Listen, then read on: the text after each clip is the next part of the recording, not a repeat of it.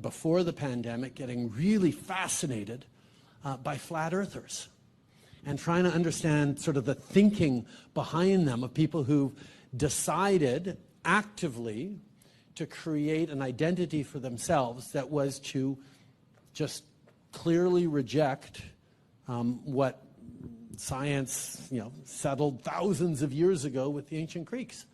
And that there's no real contrast to it. It's more of an identity thing rather than a reasoning thing.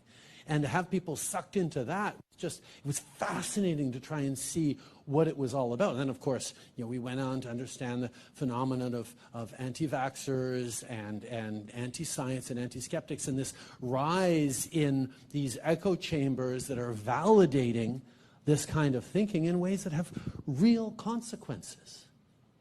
There are people in Canada who died surrounded by their families because they truly and genuinely believed that the vaccine was more dangerous than the virus.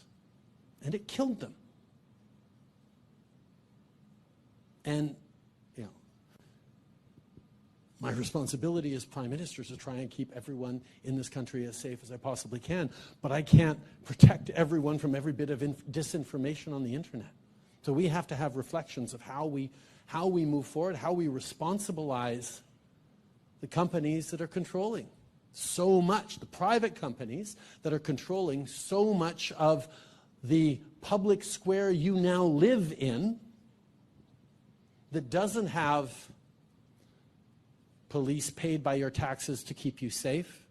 It doesn't have, rules around businesses to regulate you so you don't get scammed by the corner store.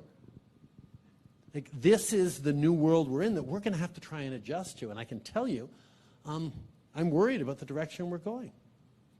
You may have seen this in the news recently, but